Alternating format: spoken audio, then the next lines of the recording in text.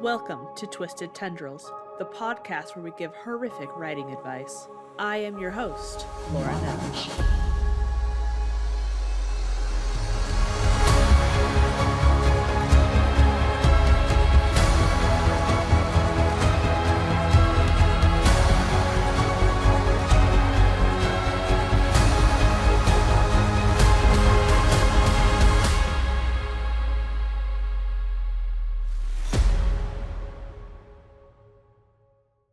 Welcome to Twisted Tendrils, horrific writing advice.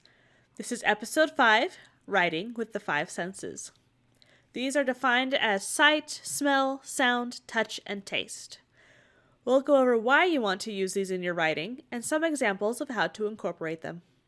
If you have any further thoughts after, please send them to me on Twitter at LauraNettles4. Now, let's get started. Reading is a conduit to the imagination. Many people visualize in their minds what they are reading, bringing it to life. I personally don't see things in my mind's eye, unfortunately, so that puts me in a predicament. If it's not on the page, I don't really fill in the gaps.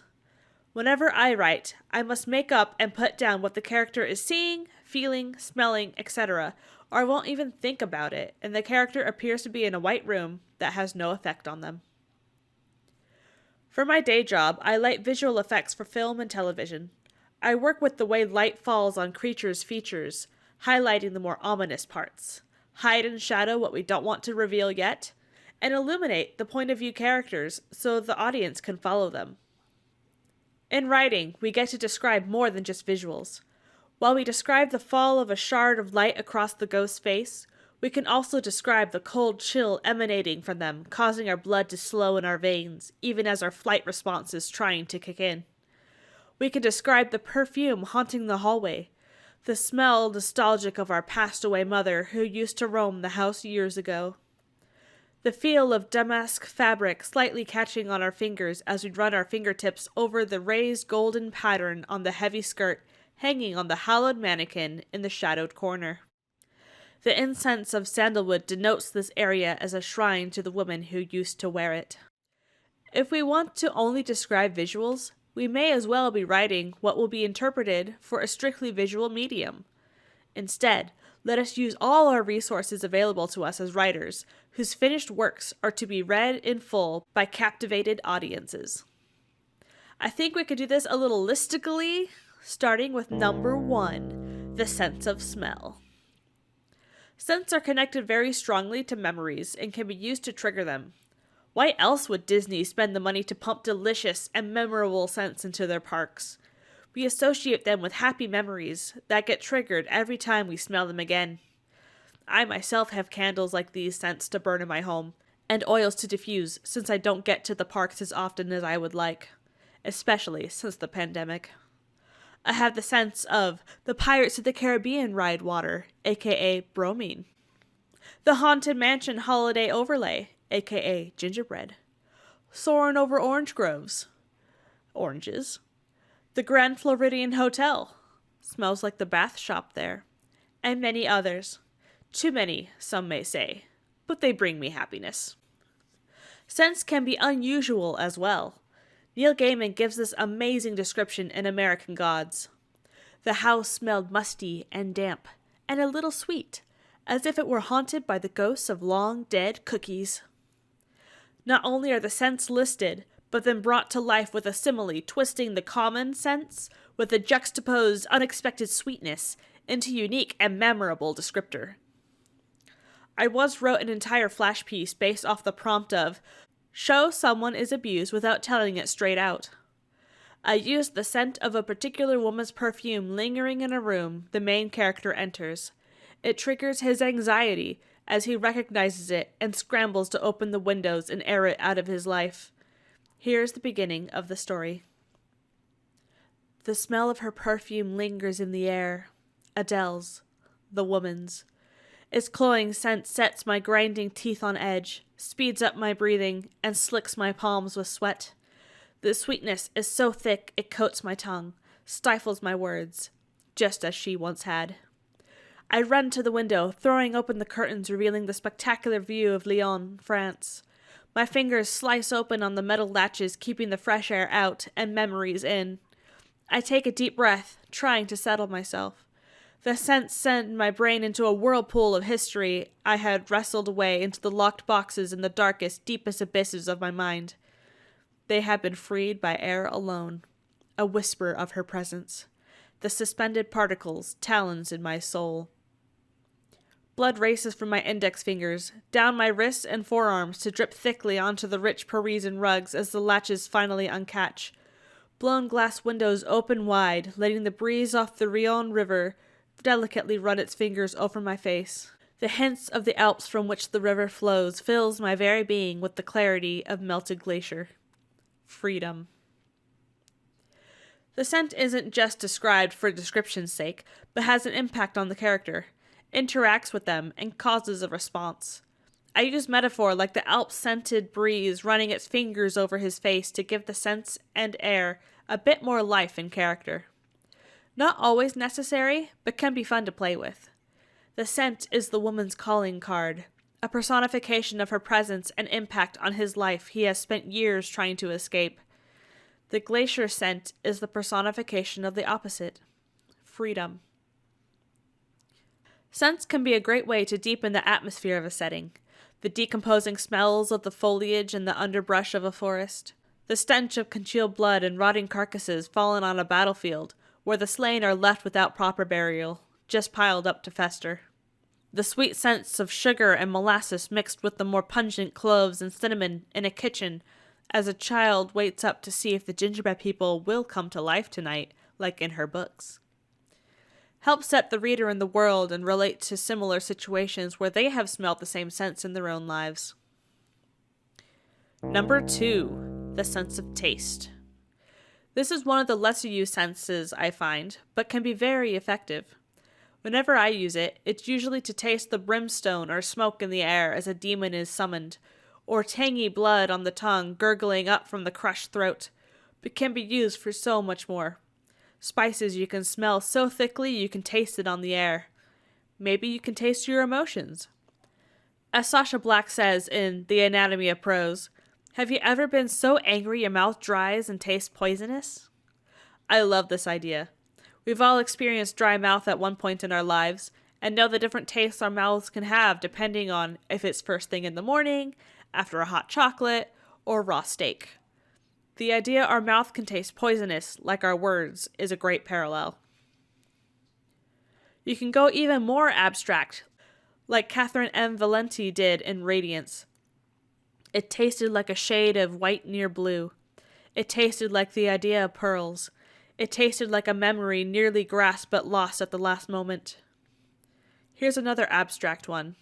Nikita Gill said, "Some people will always taste like fire and leave the ones that love them tasting like ash." Here's a slightly more concrete example. Dorothy Edwards wrote in My Naughty Little Sister, "Presently, my little sister began to wonder if the ring would taste as sparkly as it looked. It was sparklier than fizzy lemonade. So, of course, she put the ring in her mouth. And, of course, it didn't taste like lemonade at all." I think this one works wonderfully since it is from the mind of a child, and all children put things in their mouths. Very in character in both action and thought process. I feel like taste is underutilized in a lot of writing.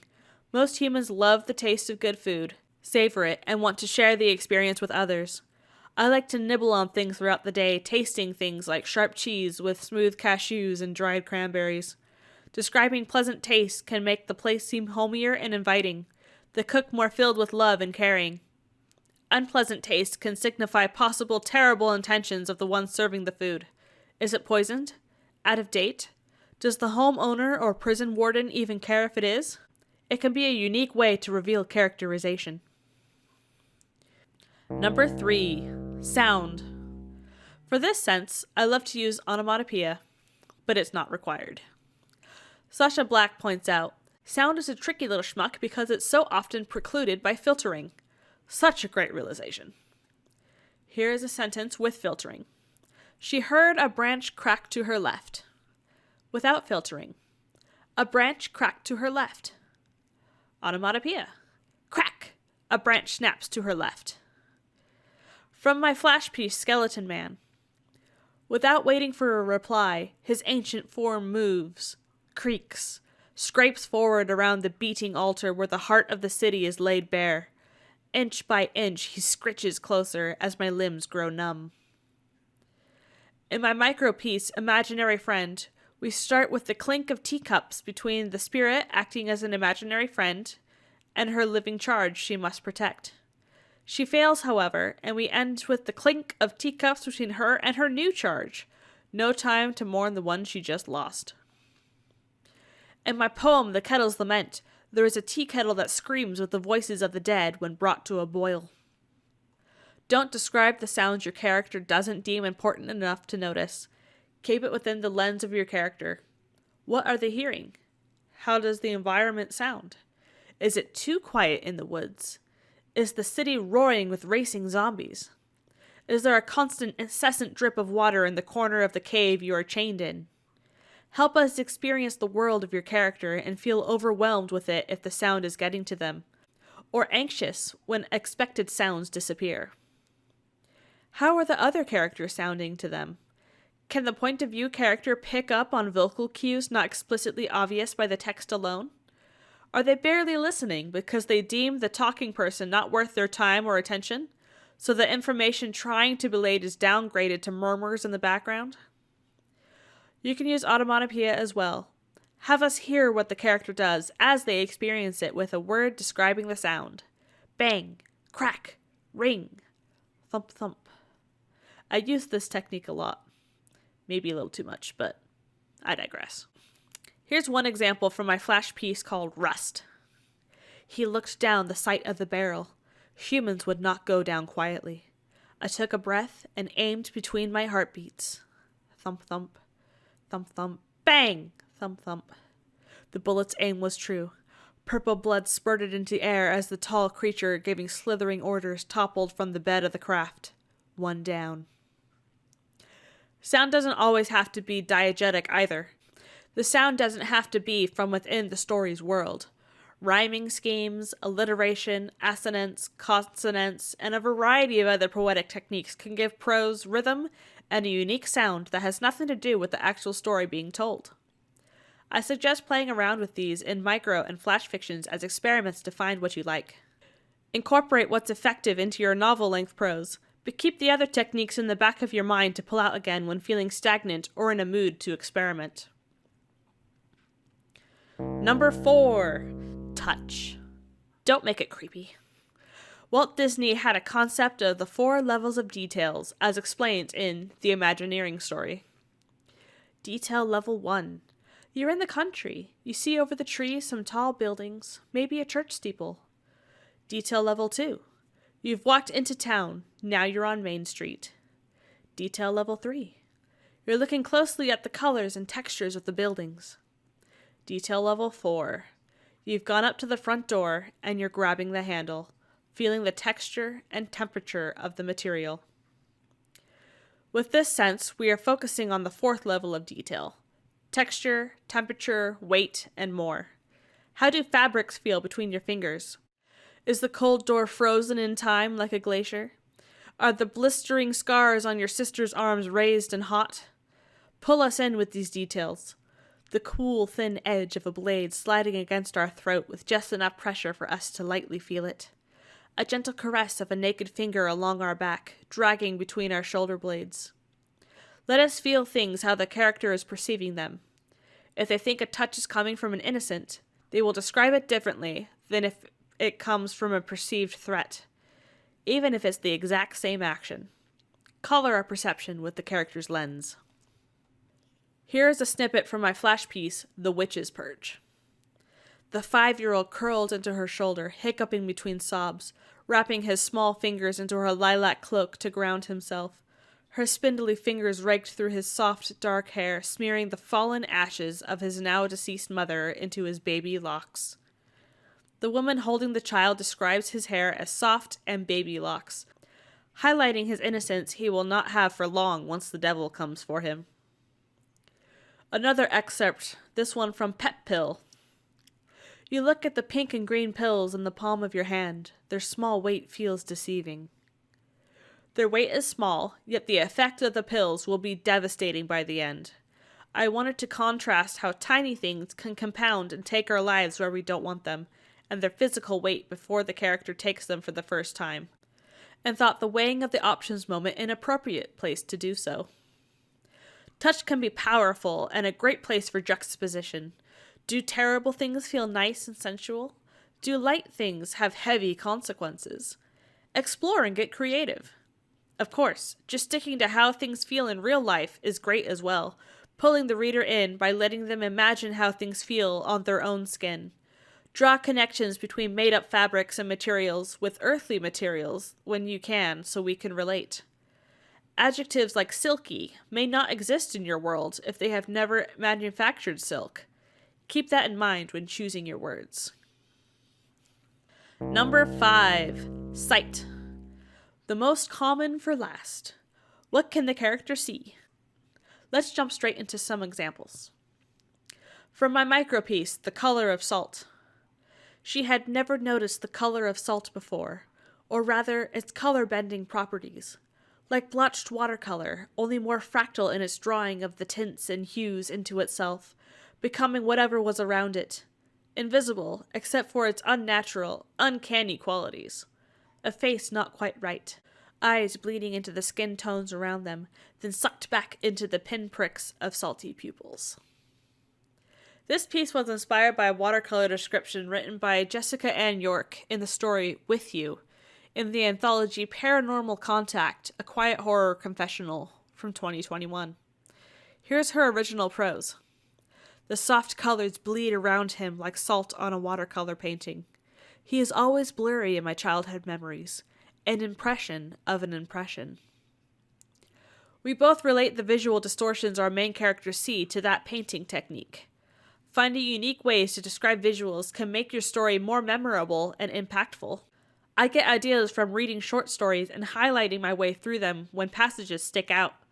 I then copy them into a notebook where I have them all compiled. Don't go too abstract with your visuals, though, so the reader can't picture what you're trying to relate to them. Unless it's so alien human can't comprehend what they're seeing. In that case, go wild. In my flash fiction, Transfigured Memory, I write about someone seeing an eldritch being. My own eyes melted and reformed, rewired, transfigured. Alien colors became visible, a miasma of beauty surrounding this unknowable creature. Ultraviolets, infrareds, and an assortment of others shimmered and bubbled, engulfing me. I was inhaling purples and exhaling radar. Here the senses are getting a little mixed up in the melting brain of our protagonist, breathing in a color wavelength and breathing out radio wavelengths outside the normal visible spectrum. The colors' movements are described as shimmering and bubbling. If I wanted to go crazy with the description, I could relate it to the shimmering of after-party glitter on spilled oil, and the bubbling of melting plastics twisting, expanding, and ultimately bursting when stretched too thin, like the character's mind. But we don't want to go too overboard and slow the prose down to a dead stop. Experiment and see what amount of description you enjoy when reading your piece aloud. What pulls you in, and what slows you so down you fall out. It's a balancing act. And now, the final section, mixing it up. Most of the best descriptions utilize multiple senses. Here are some mixed examples. From my drabble, Scarecrow. Wind whips my tattered crow-pecked shirt, swirling the scents of rotten corn and spilt blood. The shrieking squeals of the now slaughtered pigs echo through my straw-stuffed head. We've got the sound of wind whipping and shrieking pigs, the touch of crow-pecked when describing the shirt, and the sense of rotten corn and spilt blood. 3 senses all mixed in there. From my flash fiction Carbigen. She watched as Dr. Johnson started the camera to record the session, tiny red light glowing next to the lens. He approached her. The doctor's polished left shoe squeaked against the linoleum flooring. His lab coat fluttered slightly from the cool air conditioning. She wished she could fly away, use his coat as wings to flap and flutter out the 3rd-story window behind her. We have the sight of the glowing red light on the camera, the sound of his squeaky shoe and fluttering coat, The cool feel of the AC. 3 again. From another flash piece called Lunar Child. Slowly I crept up on the baby girl in her soft embroidered dress so as not to spook her. The succulent smell from close up was intoxicating. Saliva gathered unconsciously in my mouth and dripped to the floor. Splat, splat. I nuzzled the arm of the child. Her skin so smooth and soft, baby fat making her plump. Her shrieks of delight pierced my ears, making my hackles rise in instinct, teeth bared. Let's break it down again. Touch with the soft dress and skin. Smell of the child. Sound of the splattering of the drool and the baby shrieks. 3 yet again. I may have a pattern in my own writing. Anyways, experiment. See what you like. Mix it up. You can always change it during revisions, adding more if you're an underwriter, while pruning redundant or lackluster ones. And that's it for today's episode.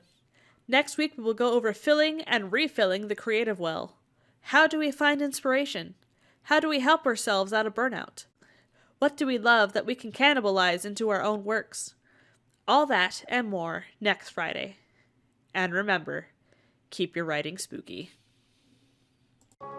You have been listening to Twisted Tendrils, Horrific Writing Advice by Laura Nettles.